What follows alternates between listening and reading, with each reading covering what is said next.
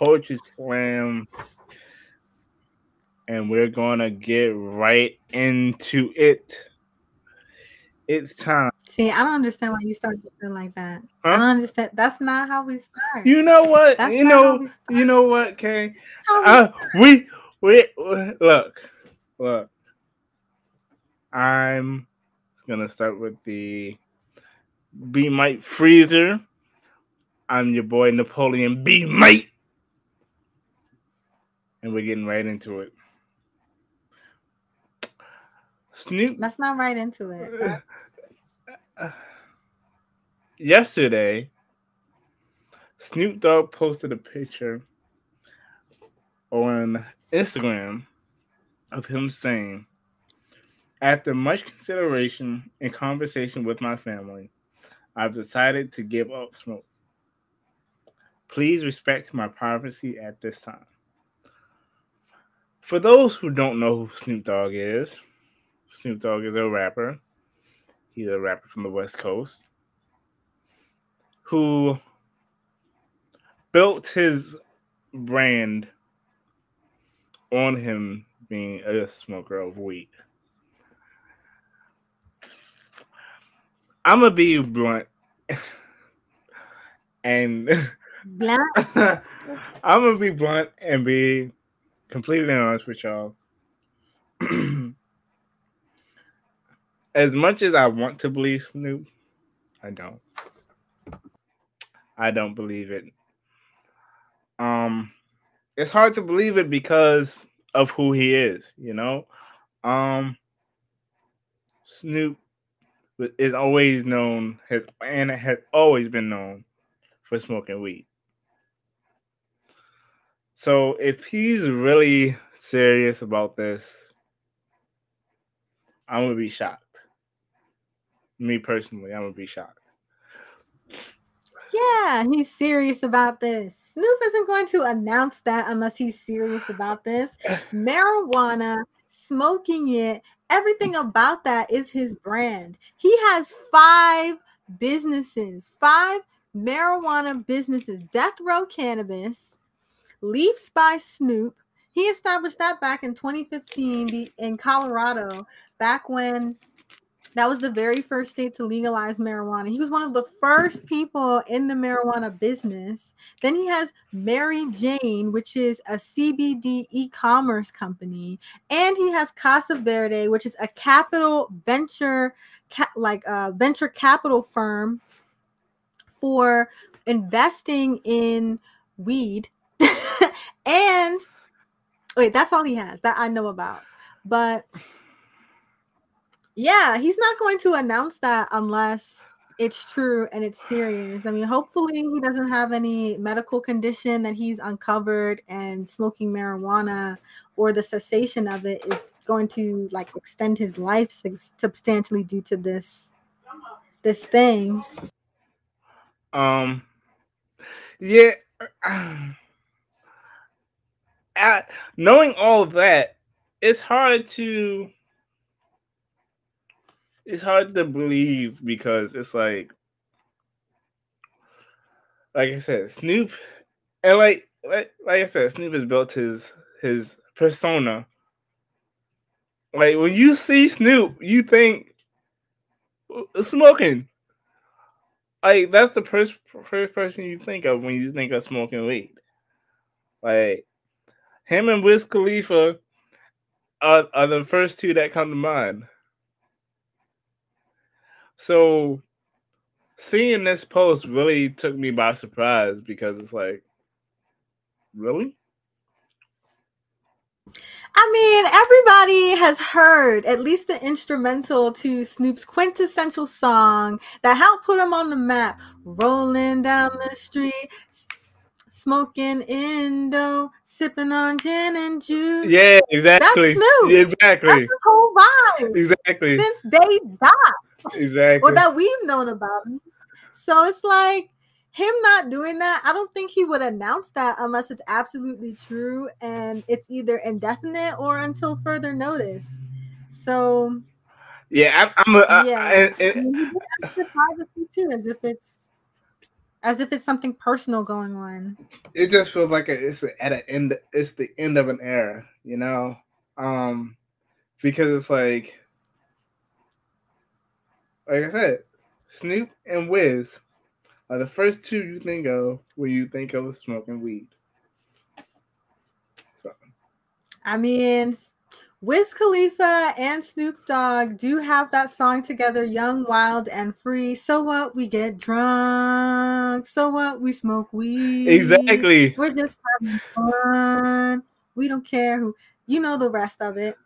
And Bruno Mars Bruno Mars is in that too, but who knows if Bruno smokes? I don't know. He might, because you know he's got that song with Silk Sonic talking about smoking out the window. Exactly. Da, da, da. So yeah. So who knows? We'll just have to see what Snoop says. I'm definitely not questioning that. I think Snoop is out of the game, and him being out has had a big impact. Marijuana stocks dropped by like 90%. Exactly. So I don't think he's gonna stay out. I don't. I think he's gonna stay in the business. I don't think he's going to continue smoking marijuana. And I think it was very courageous of him to tell his fan base that that's no longer a part of his lifestyle, because he has made a significant portion of his fortune from the marijuana business. So it is admirable that he has enough integrity to say, hey, this is no longer something that I do, even though he's still making a lot of money from it and continues to make money from it. You know, he could have very easily kept that information private, because like you said, when people think of Snoop, they think of that. But I admire the fact that he was honest and let people know what's going on. It's not April Fool's, but it felt like an April Fool's prank. I don't know. That's just my opinion. And that's pretty much Freezer.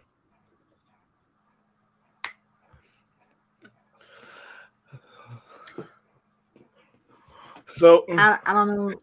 I mean, weed, reefer, pot, herb, dope, Mary Jane, Indo. I don't know. All that, and you think of Snoop, like. I mean, I didn't know what to say because I thought you were gonna play a video. So I was kind of waiting for a cue, but I'll just go ahead and get into the overview. So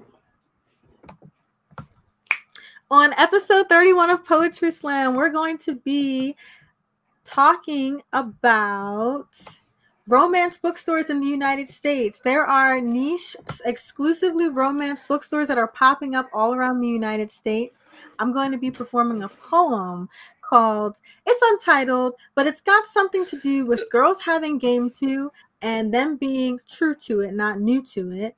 Also, we're going to talk a little bit about Dave's Gourmet and Pink Sauce. And we're also going to have some poetry news with TayDZ at 9:30. And we're going to do our slam. So stick around to find out what our slam topic is going to be. We'll be right back after this 5-minute break. You're listening to Poetry Slam with Kay Bellz. And your boy Napoleon B. Mate. We back.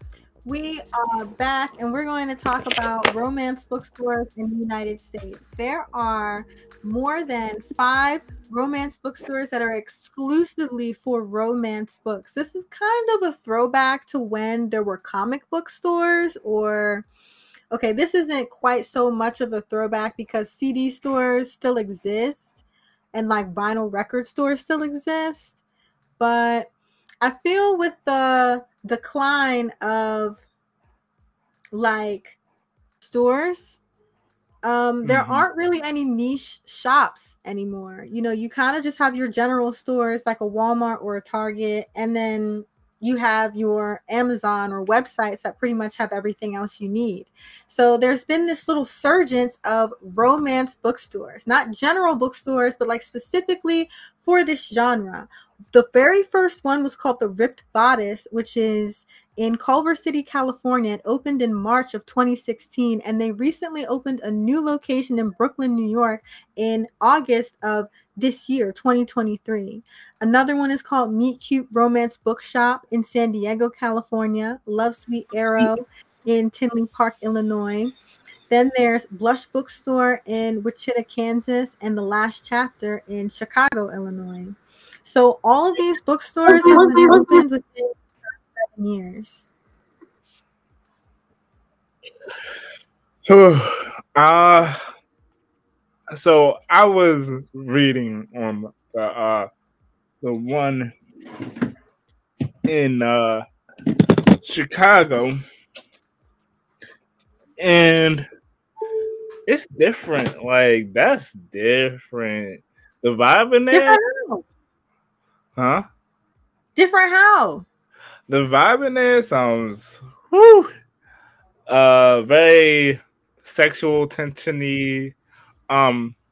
Because it's like, for one, it's a there's candles everywhere. Gotta set the moon right. Yeah, it's like candles, a red sofa.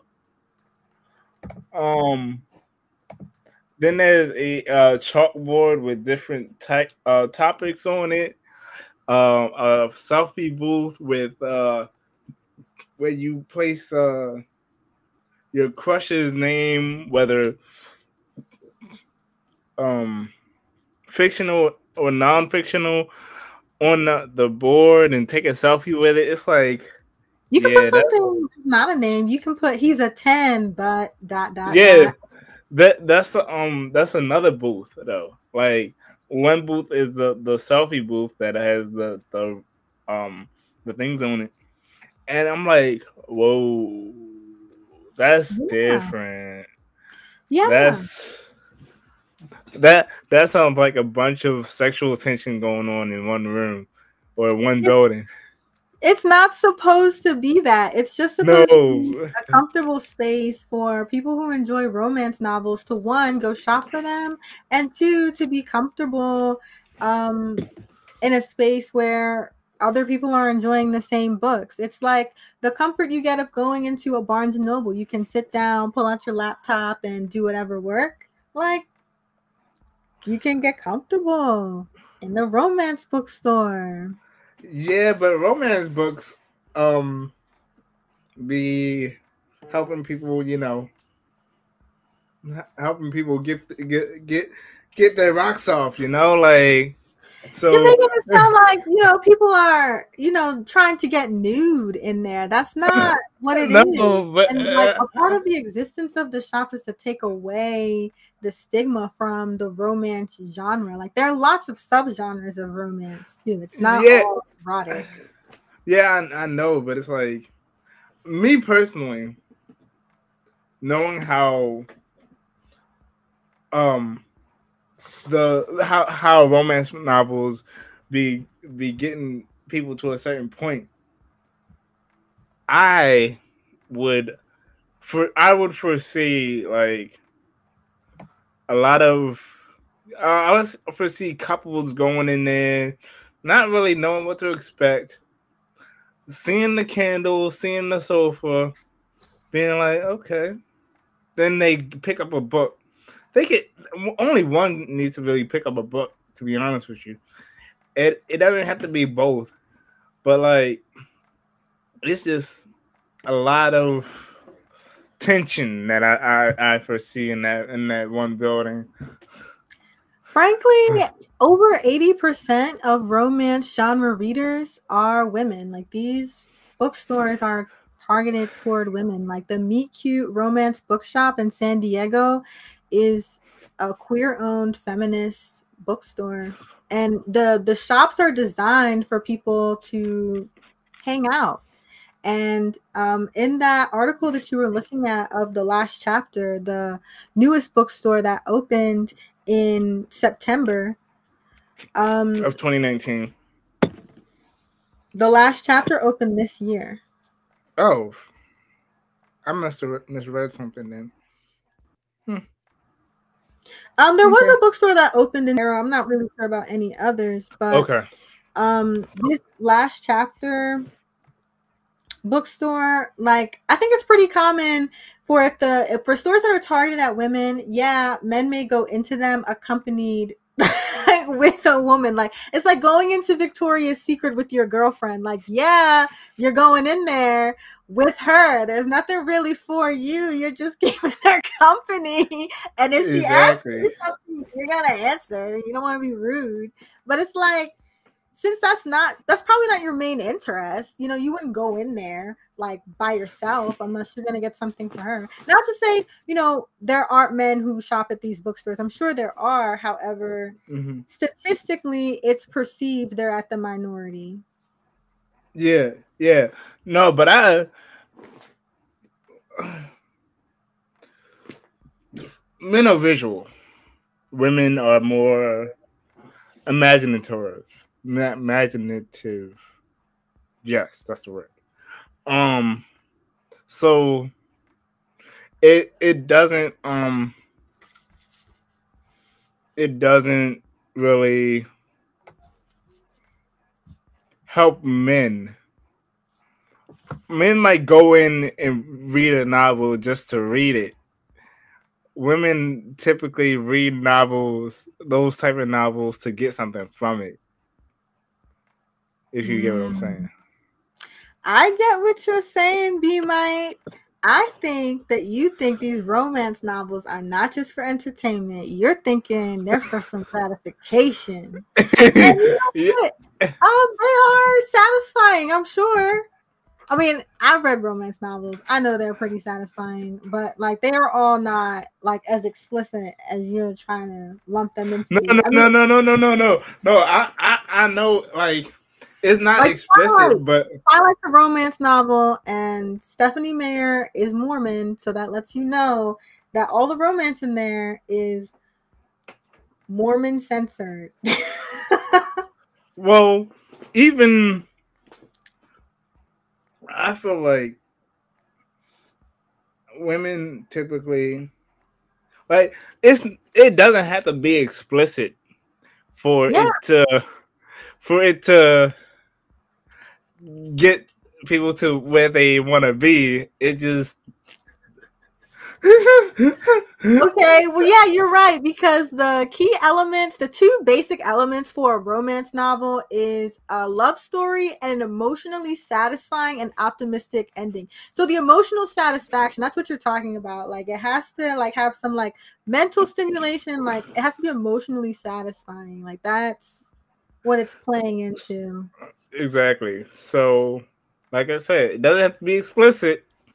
Right. It just has to be something. It has to be two people falling in love and struggling to make a relationship work.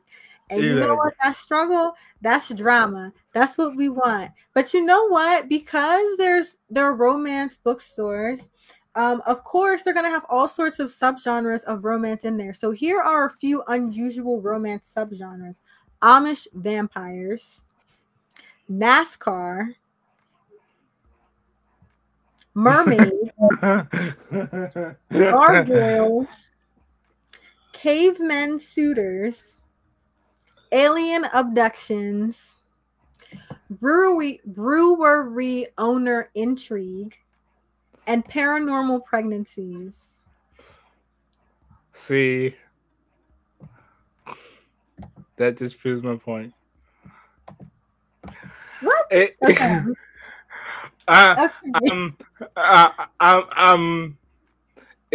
doesn't have to be explicit.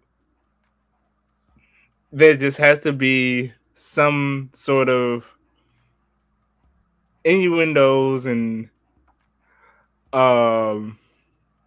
imaginative way about it, that it has to be written.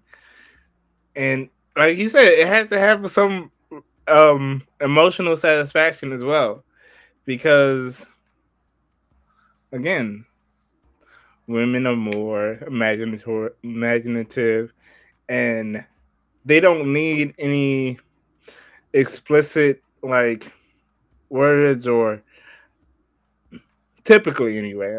I'm speaking in general and for the typical woman. Um, it doesn't have to be any sort of explicit or it just has to be entertaining and imaginative. Words Yeah, have to words have to I be mean, words have to be written in a certain way that it can incite and excite women in a way that just you know you know you know. yeah, I do know. Okay, well, I'm gonna say my poem so that we can get to poetry news with TayDZ. So I teased this poem as something called Girls Got Game 2 / I Ain't New, I'm True. However, that part of the poem is still a work in progress.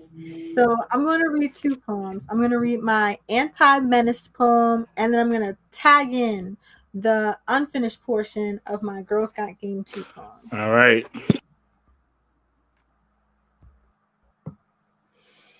Anti-Menist. Menaced, mending, mend, you see. This is a socially conditioned takeover mentality. And don't wait for yes, just take it mentality. And don't get confirmation. You are the validation, thought patterning through everybody's reality as pressure to make sure things go your way. A menace is selfish. He goes for it no matter who is at expense because he gets it. It is all about self preservation, survival at the fittest. Fitting in is just an excuse to him for surrendering and unnecessary sacrifice for his vision. Mend is when you are slapped with a lack of consideration. Mending is when you go on without asking, is it okay if I do this? Do you mind trying? No, you will, because I am. He is menaced when he says, you look so pretty, when he really wants to get that thing in between. He is mending when he's pretending that your feelings are all cool and everything is all good. And he's just better than the rest of him. And he's just better than the rest of him. I keep messing up the line. And he's just better than the rest of them. That's his benefit. He gets to think that and believe it. See a problem and not address it. Make himself, his self-proclaimed authority, the solution. A menace sets the rules, and he doubles them up like a fool who refuses to recognize that women really rule. Okay, that was Anti-Menist. And this next part is the unfinished Girls Got Game 2. Girls Got Game 2. We ain't new to it, we true. Bend and snap, we ain't got no rules or confines because no Archie was constructed with us in mind to rise and lead. We see and do everything the rule makers don't perceive. Unfinished poem. Kay Bellz. Thanks. I know I threw a lot at you. Yeah. Menaced. That one.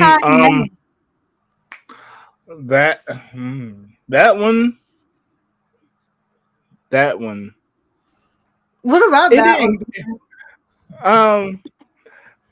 That one just makes it seem like all men are dogs, dog. Like that's what I'm saying. Like, really? And because it just makes it feel like that's an all men are dogs poem because yes, to me anyway. I understand you could feel that way. But it doesn't like it could be all men are dogs and not completely like a sexual sense. It could be in like a career sense too. Like, but it makes it like seem like all men play mental games. And that's not true. oh, mental games. Some do, some don't. But I imagined it as more like a one-track thinking sort of thing. Like, exactly. That's what I'm saying. We um, we all have a one-track mind, whether it's for um for sexual gratification or career gratification. Like and not all men have that. Like everybody desires success. Like, well, yeah, of course. Things that, you know, men associate like with success. Like, if you have a lot of money, success. Like, you can drive, like, be one track toward that. If you are, okay, this is an extreme, but if you are a womanizer, same thing. Like, if you are someone who wants to be the CEO, same thing. Like, we finna get TayDZ in here. What? And that's trying to cover my Anti-Menist poem. Like, I feel like I get TayDZ. You got something you want to say? We finna get TayDZ in here and get his opinion, because I'm not gonna be the only one who's giving an opinion on this poem. Really? Welcome to the show, TayDZ. Your camera is filthy.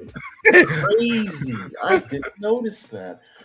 Okay. By the way, men can be men too. Like, menning is not just something that can happen to Kay Bellz, before any of y'all continue, first off, I'm TayDZ High. Second, okay. Be Mike. Yes. If you feel offended by the poem, she must be talking about you. See? No. Because I didn't think you were like that. No. Hold on. Because let me say this. Every time I see on social media or in person or whatever about a woman saying a gripe that she has with a man, it doesn't, and she could just be saying, "Oh, I hate it when men do this," or "I hate it when this guy does this." Now, it is implied she's not talking about all men. I'm talking about all men. Thank you. She's talking about all men. I'm saying, like, men have this mentality. Like, men are menists. But I know you're not talking about all men, because they're all men. Oh. Thank you. Like, it's two men. Like, you're a man, you are capable of this. Even if it's at 2%, even if it's at milk, like, it's been read in you. Like, you've acted upon this. Thank you, TayDZ. Thank you. I mean, everybody has a range. Like, you know, some people are 100% and some people are too, but it's there. Thank you, Tay. Thank you for clearing that up, Kay. Because now TayDZ is taking my side. Thank you. That's wild. I want to hear my poem again because, like, I don't think what I said was bad. Like, because I think I said the truth. See, here's the thing. When people say, "I don't like it when men do this," most of the time, they're not discussing all men. When I see something where a woman says, "Oh, I hate it when men do this," I know she ain't talking about me, because I don't do that. You know? And that's not because I'm special. It's just because I just don't do that. It's not what I do. All men are dogs. Well, all men are dogs. Thinking you're impervious. No, because I'm not like that. That's not me. She can't be talking about me. It's not me. It's not me. It's not. All men are dogs, says woman A. I mean, all of them got some. Okay, all of them got some. No, but. But you gotta have some dog in you to fight. Come on now. No, not that dog. I got that dog in me. That's right. Dog in me. That's BAWG, woof woof. That's D-O-double-G. Woof, woof. But hold up, TayDZ. The reason why I get that get so up in arms when people or women specifically make that comment is because it makes me feel like you have it in your mind that no matter what man you come across, he has to prove differently that he's not that. So he has to work extra hard just to prove that he's not that. But here's the thing: I don't gotta work that hard to do that. So I'm not like that. No, but I'm saying like I don't have to work hard either. But at the same time, low standard, please. I don't. It's not that we Western women with low standards. It's just that we're just such nice guys that we don't have to work extra hard to prove to some women. You know what? I gotta add to my poem. I gotta put an addendum in there specifically for nice guys, because nice guys think that they can't be menaced. Let me put some examples in there. Wait, hold on. I know I'm a nice person. I don't have to advertise I'm nice. No. You can't censor the word man in that statement and replace it with person. Well, I'm a person. See. Thank you, Tay. You're trying to trap me in a pit for my own doing, but I'm because you are a pit. You claim man. That's a pit. Thank you, Tay. Me inherently being a man is my birth given pit. Thank you, Tay. Yeah. Thank you. Thank you. You proved my point, Tay. I don't have to. I didn't even say anything yet. I'm not going to say anything then, because you know what? I know who I am.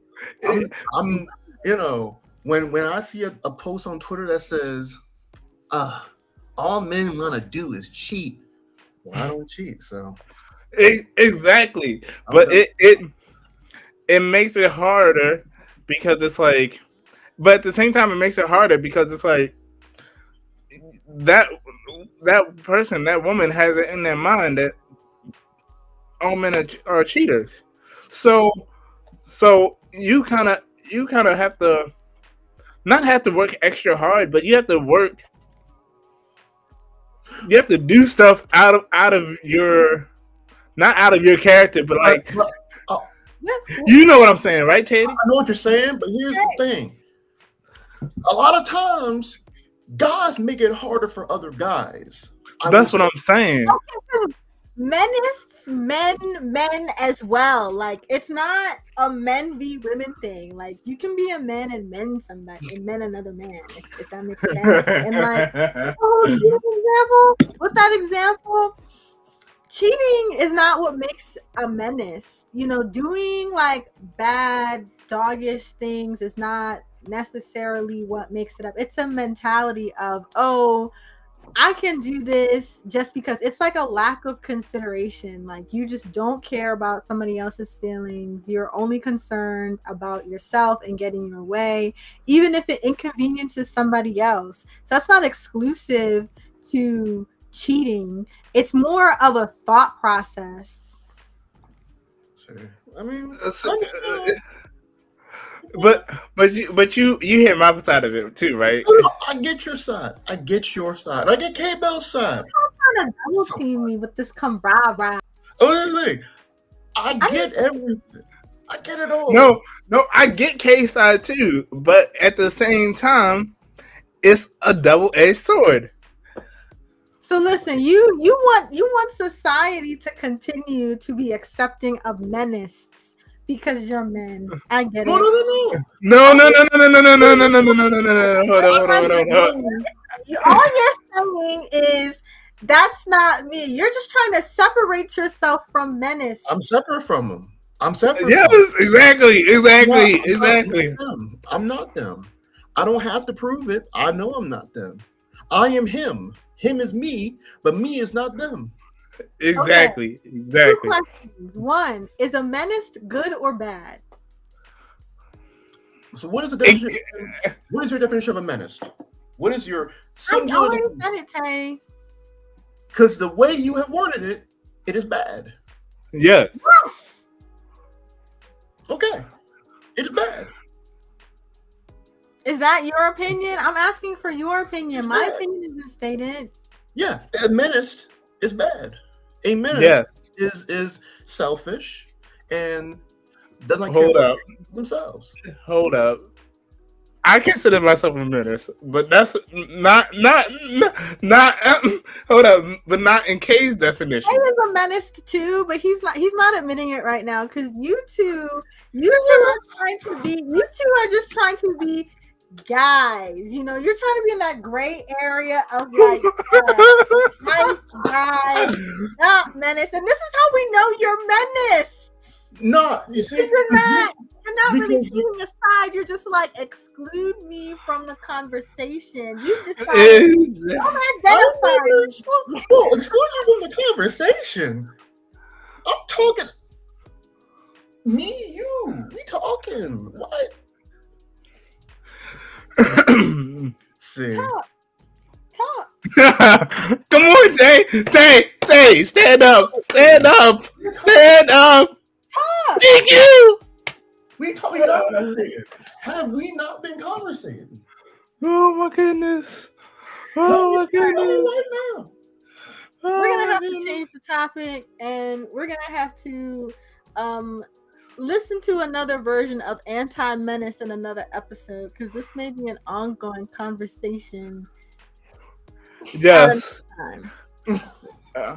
Bonus content on this conversation coming soon. Wild. Yes. Right, you know what we need? We need that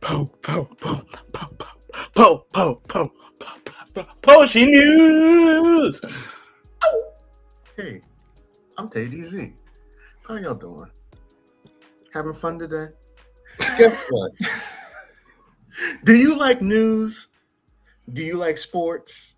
Do you like sports news? Do you trust your local journalist in your local sports newspaper? Or on your favorite website? Or on the field, on the court, whatever? Well, I hope this doesn't ruin your judgment of them. So apparently Charissa Thompson, the sideline reporter for both Fox Sports and Amazon's Thursday Night Football broadcast, she has admitted that sometimes she fudges the truth a little when it comes to her sideline broadcasts. And this has gotten the sports world very angry. At least the sports journalism world. Now, other journalists have responded to this.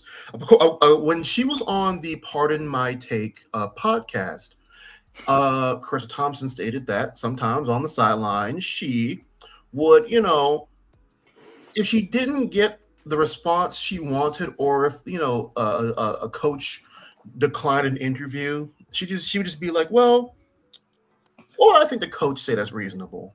And she'd report it and make it seem as if the coach actually said that. Now, I will say this. I'm going to add some context here so it doesn't completely put her in an awful light. So, because I'm fair. So. Oh, you're trying not to be menaced? Don't let that show because that's very inappropriate. I'm all to remember this is Poetry News of TayDZ. So. Oh. Do your thing. Come on, TayDZ. Say, do your news. Do your news, bro. Do your news. She paying attention to me. Anyway, I will be fair to her. Now, she has come out on Instagram and said that her words, she worded it weirdly. And she didn't mean to word it like that. I can read it for you, Tay, if you want. Are you talking about the apology? Mm-hmm. Okay, so this is the apology that she posted. Okay, let's address the elephant in the room. I have a responsibility to myself and my employers to clarify what is being reported.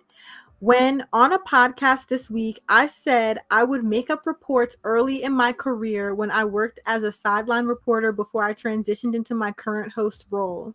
Working in media, I understand how important words are, and I chose the wrong words to describe the situation. I'm sorry. I have never lied about anything or been unethical during my time as a sports broadcaster.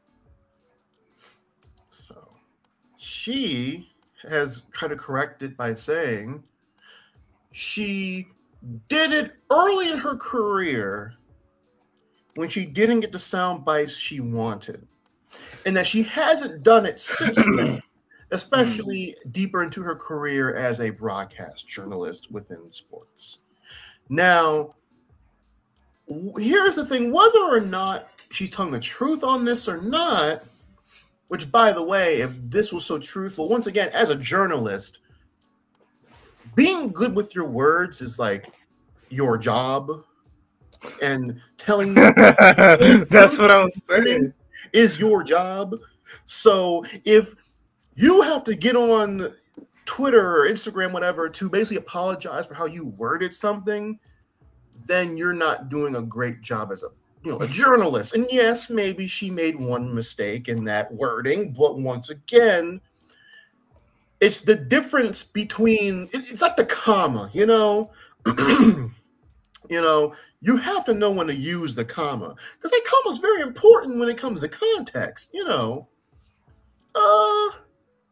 What do you want to eat, comma, kids? What do you want to eat? Wait. Wordage matters. I want to make a commentary on the fact that nowadays, when people want to say something important, I notice they've been writing it out instead of making a video. And I feel like writing something is an easier route to take, because when you have a video, you can hear tone of voice, you can see facial expression and body language, so people can get more information about how you really mean something. Versus when you write something in text, it gives a level of formality and finality to what you're saying. So I think her communicating through written word was a way to sort of escape saying any more about the situation. And I also feel that since she is a journalist and she admit that she essentially didn't give truthful reports, I think she's telling the truth about that. I think that was a confession, because that damages her credibility, her reputation, her journalistic integrity. That's her career. So it doesn't make sense to lie about that. What makes sense is to take that to your grave. Like, I don't exactly understand why you would even say that. Like, if you did that, don't ever tell anybody. Like, you tell your mom that when you're doing it, but if it was years ago, keep it back there. Like, I don't understand why she got so comfortable on that podcast. She's so comfortable as her spot as a host. She's so comfortable in her career. I just feel like she has taken her position for granted, and it's a little bit mind-boggling because she's a woman in a male-dominated field. So it just makes you wonder, you're not just damaging the role for yourself. It's for like other people who are trying to make strides in a similar path and are trying to like break thresholds. So I don't know what she was doing. She's coming across as confused, and some secrets you just gotta keep. No. She lying. She's still doing it to this day.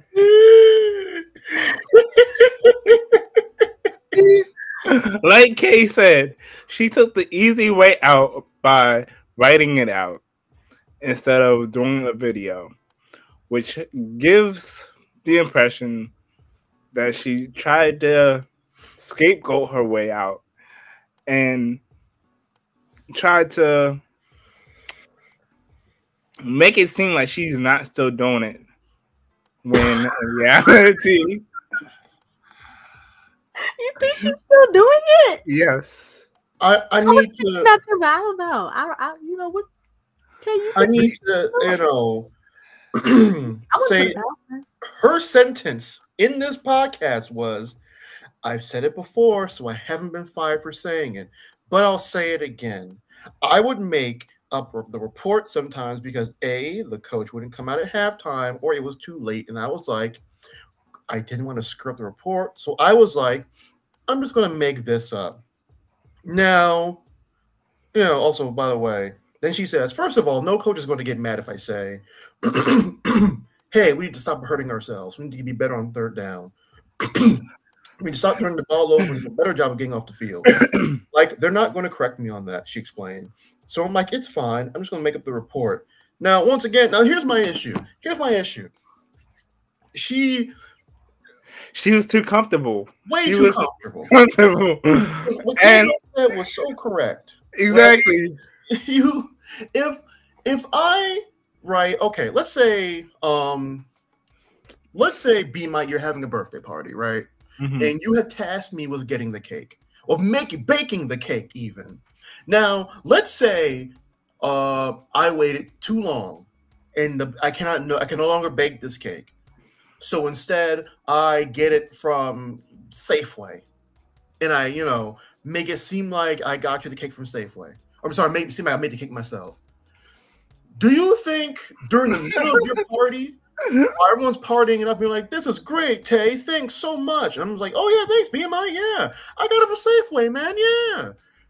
No, I'm waiting. No. At least 1 year. Oh, so you're saying that's something she can let slip after she retires? Like when her career is over, then you could be like, "Oh yeah." But exactly. Let me tell y'all a brief story.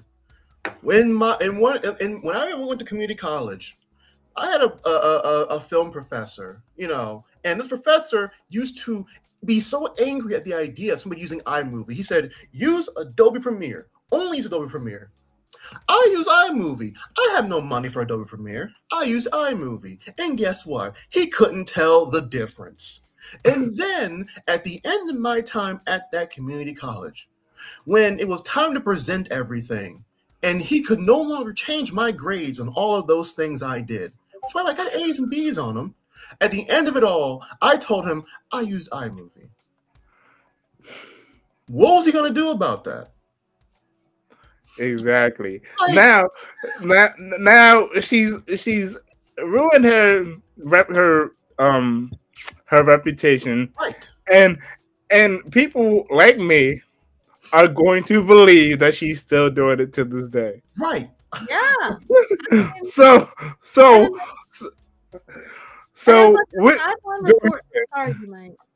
go ahead, Kay. As a sideline reporter, I feel there's like a stigma of, those women journalists are just there as a pretty face. They're not really saying anything. And now there are more like women broadcast journalists on sports shows, like giving opinions and more substantial information. So I feel with her talking about that she makes up her reports, it kind of brings the progression back to, she's not saying anything. She doesn't know what she's talking about. They had to put like one woman on there. It's like, where do you think you are? Like, what you do does not just affect you and your career. It affects other people in a similar field, and it affects fans. Like people are listening to your report thinking you're telling the truth. So, but at the same time, she's right. Like, no coach is gonna get mad if the mistakes they're making are what she reported.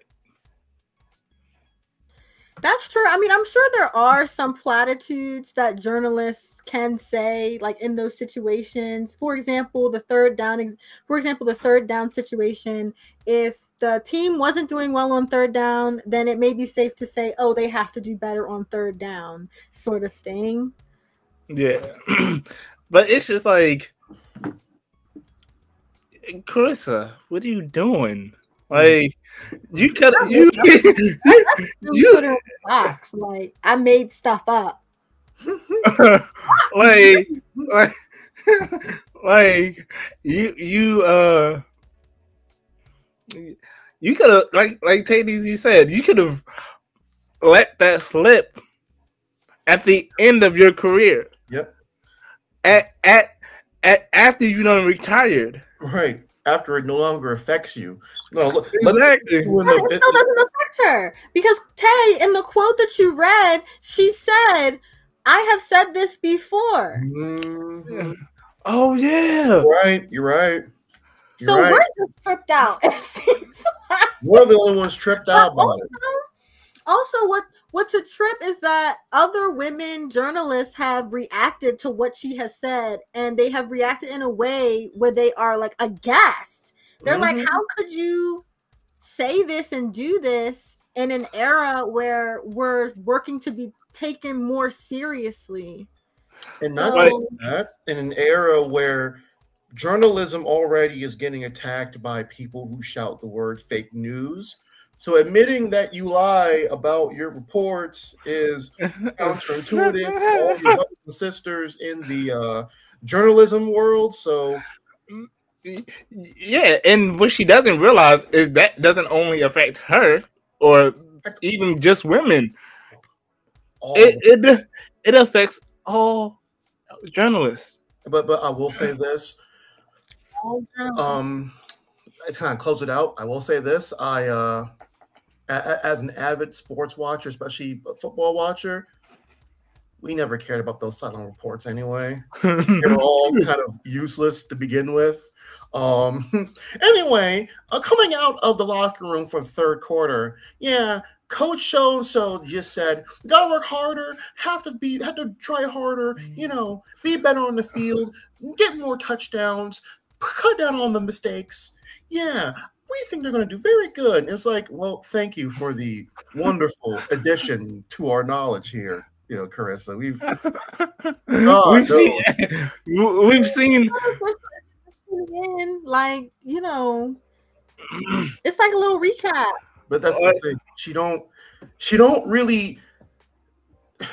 It'd be like if I went over your house, Kay Bellz, and then I left, and then B might ask, "Hey, TayDZ, how's Kay Bellz?" I said, "Oh, well, Kay Bellz, she's breathing, she's walking on both legs, she's eating food very well. She had a complete thought today, so that's good. That's good. We hope for the continued success." You're communicating that I'm healthy. He asked how I am, and you answered the question. But in oh my goodness. Yeah, I guess. Tay and Kay Bellz. In conclusion, the sideline reports for those who have been watching the game, the whole game, are useless. They're pretty useless. They're pretty useless. And Charissa Thompson is missing the principle of the matter. Regardless of how useless your segment is on the show, you are a journalist and you're supposed to tell the truth. And you can't just say, "I used to lie," as if lying does not matter. Like, the principle is you lied. And like I said, I still believe that she does it to this day. We'll never know. We'll never know. I'm gonna be listening very carefully to her. Very she ain't gonna say nothing different. B might. She ain't gonna say nothing different from her other reports. Like, no, it's not like they don't get rid of her. It's like if she hasn't faced repercussions. We're saying, I guess when she said it before, there wasn't outrage, but since there's outrage on social media, she may actually face repercussions because nowadays, when that's been happening, things have been happening. So, or maybe she'll just go on a sideline when she gets asked about what the coach said. She'll just say, "I don't know, Jim. He wouldn't meet with me. He slammed the door in my face when I tried to get in there. I have no news for you. Here's a dog. Back to you in the studio." That's what she could have been saying. She could have been saying, "Oh, I didn't get a chance to talk to the coach. However, this is what's going on." Like, exactly.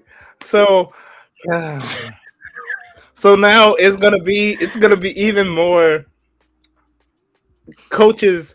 It's gonna be an influx of reporters getting coach interviews. Coach. No.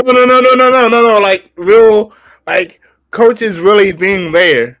Well, so okay. To kind of one last thing. So they kind of have been getting these more. They've been getting more sideline interviews with like coaches mid-game and fans, and even some coaches have said that they don't like it because it takes the coach away from the game. So maybe less mid-game interviews and updates. I mean, unless it's like an injury report or like they have something useful to say, maybe it's okay if we don't. Yeah. Maybe just talk to fans or something. Like just interact with fans. Don't they do that at basketball games? Like they'll do like a half point shot sort of game. You know, it doesn't have to be like news like that. I feel especially since they already have a full halftime show that recaps the game you're watching and several other games. So like the sideline reporter can just give you an injury report, like you said, and maybe interact with some fans. Maybe interact with some like drunk Baltimore Ravens fan in the crowd, you know. Why are you I mean, if you're a drunk Eagles fan, or you know what, a high Eagles fan. That's possible.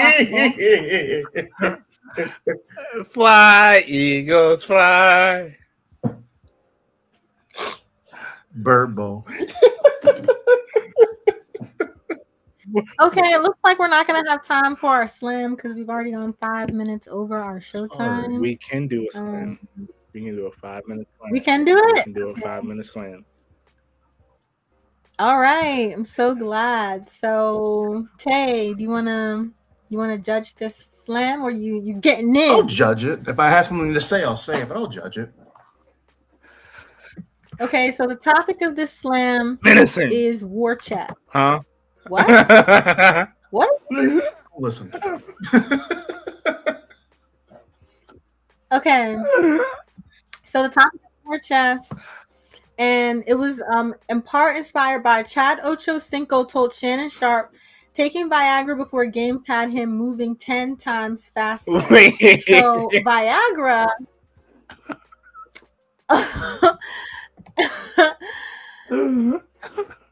yeah, it's a performance enhancement drug that's, can be used for exercise, but they don't do that anymore. Wrong exercise. It's an enhancement with the increasing blood flow to improve performance horizontally, depending on how you do it, Ochocinco said. I don't know what you do at home, but to improve, yeah, they work too. Stay with me now. Ochocinco says, if you take half a pill before a game with a little bit of Red Bull, it increases the blood flow, which enhances performance. Okay, so Viagra is in Ochocinco's Warchest, right? That's how he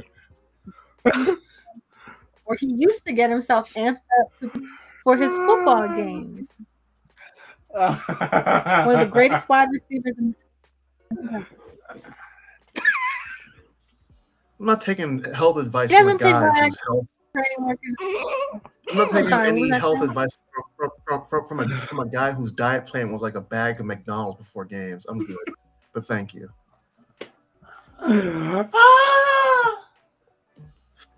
Sorry, continue.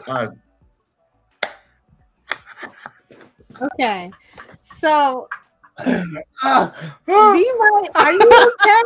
Why are you so hard? Because he hasn't thought about that one yet. He might have to try it out.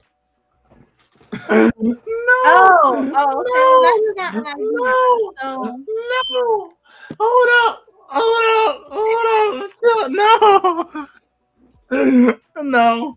No. TayDZ, you're wrong. You're wrong.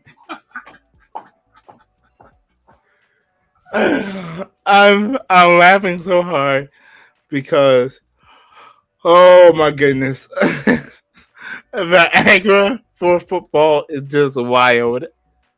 It's insane. It's so insane. That's actually insane.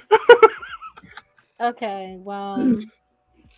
Ooh, oh my goodness.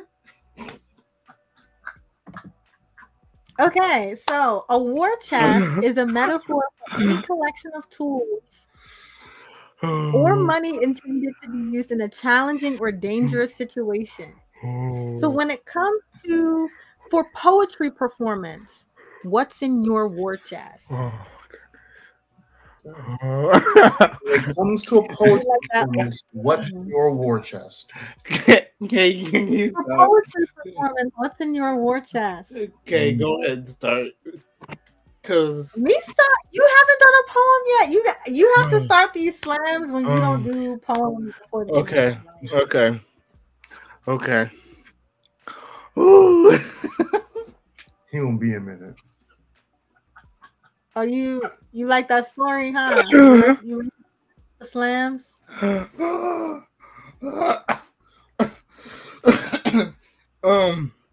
Oh. Tay, you like the story with the slam? You think should we keep doing that? Yeah. Yes, you should. I'm not gonna lie to you, Kay Bellz. I feel like the problem is that I didn't expect you to say that. What? Red Bull and Viagra. He just didn't expect you to say I didn't even say it. Ocho Cinco said it. I know, but like the idea is so I think you want to try it, Tay. I don't need to try that. I don't. You want to know Shannon Sharp's response? You want me to tell you Shannon's response to this? What was together? What was Shannon's response? So as B Might attempts to calm himself. Okay. Well, while B Might is catching his breath, I will tell you the rest of this conversation of my So mute yourself, B Might. This is what Ocho says. He continues, I'm out there going crazy. I'm out there going crazy on half Viagra and a little bit of Red Bull. And people are like, God, I can't stop him for nothing. And then, I'm talking the whole game. The increased blood flow has me moving 10 times faster than I would regularly be moving without it. And that's what people don't understand. That's where Viagra comes into play. Then Ocho Cinco said he was one of the greatest receivers in the NFL. And then someone asked him if he still took Viagra. He said he doesn't need it anymore. He doesn't play ball anymore. And Shannon Sharp claimed he might have dabbled with Viagra in the past. And then Ocho says, I don't want to lie in my relationship, marriage, or union. I don't need a pill because you ain't getting any more than 3 minutes anyway. Sometimes the first time catches you off guard, so you slow down, stop, and hold the conversation real quick. So then Shannon added to that saying, you pop one the first time, put it on real good. Now the next time you go back, and I didn't have that diamond in my system, so I didn't do it quite like the first time. I went back for the third time. She said, bring that eggplant you had the first time. That's the story. No, wait. Ocho Cinco said out of his mouth, I don't need no pill during touchy time in the bedroom because you ain't getting more than 3 minutes in anyway. That's I mean, yeah, it was wild that he said that, but yeah, that's what he said.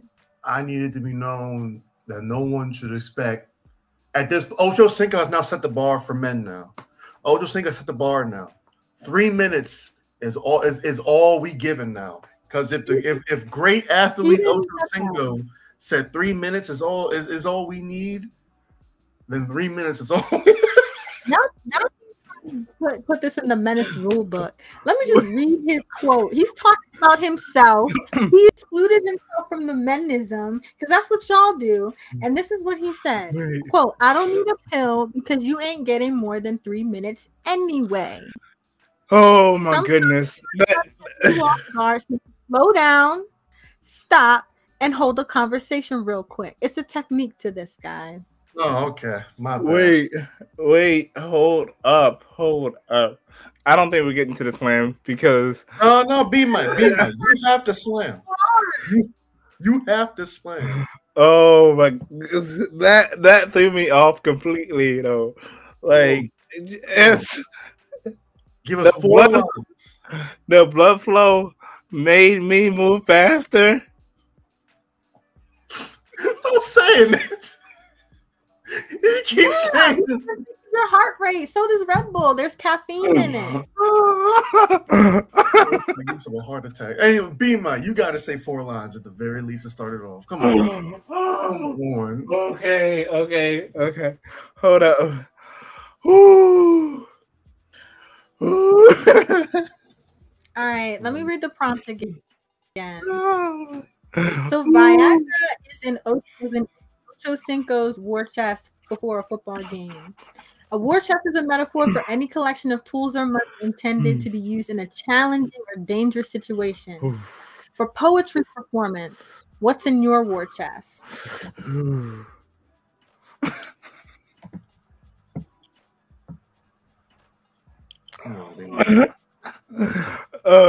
Wait, hold up. I'm trying. Hold up. Ooh. Hey, you can start it off if you want. Like,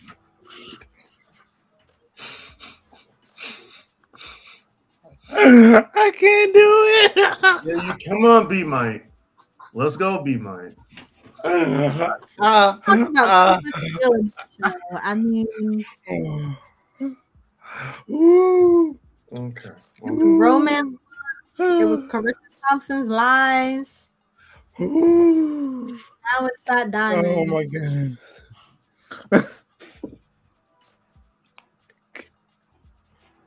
Okay, stop saying it. Because it's making it worse. Oh my goodness. Okay. Hold up. Oh my goodness. Okay.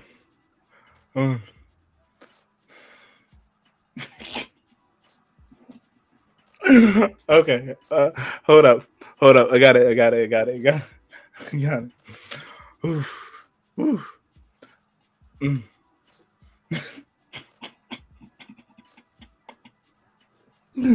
Oh man.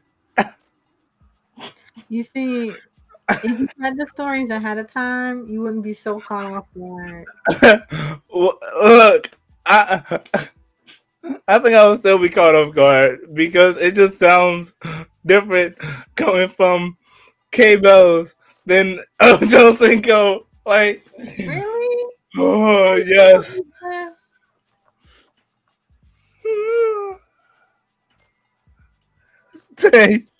Tay, help me. Oh my Jesus! Now I gotta come to your rescue. All right. Oh Jesus! Is it true? Isn't it true? He's trying not to be a menace. He's not going to make his pit deeper at your expense. I don't even have a pit. Tay, help me. All right, fine. I'll start it. Jesus Christ! No! Don't start it. Doesn't it sound different coming from Kay Bellz than Ocho Cinco's own mouth? Man, it come crazy come from anyone's mouth. It don't matter. The messenger don't matter. It's the message. It's ridiculous. A man went in public and told people that in order to get his body pumped up for a game, he took the little blue pill and some Red Bull. Now imagine if I sat there and told you in order to get ready for writing a script. I said, well, all I really did was pop some Quaaludes and put on some XXXTentacion. Now, I'm all good. Oh, friggin' man. That sounds like a little recipe. Oh my Kay. Kay. Quaaludes and eggs? All right, bro. Okay. No. Hold up. Wait. Okay. I'm good. Whew. All right. Go be mine. Okay. Let me stop the music. Oh man.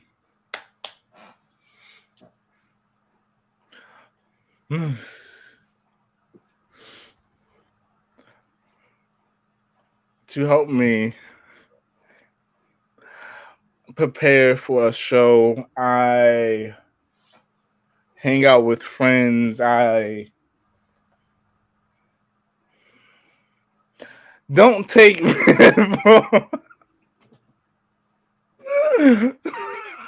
It's compromised. Sorry. Oh my goodness.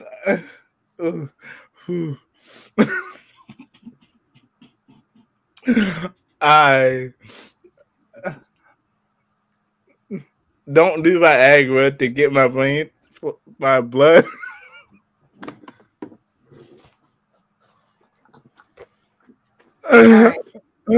Right. Hold up. Wait. No. I'm good. You've been laughing about this for like 15 minutes. Put the Slamm like as a we just have to make sure to do it before the weekend's over. Like, wait, no. Hold up. Yes, I'm good. Let me start over. Okay.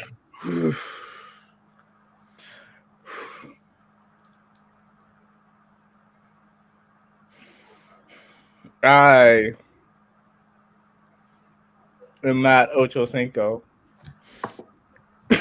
I'm sorry. I quit. I'm sorry. Kay, I waved the right flag. Kay wins this by default. Who killed this man, apparently?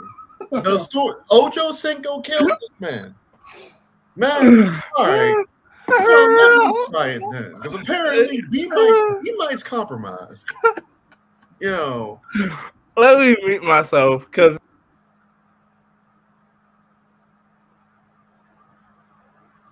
man.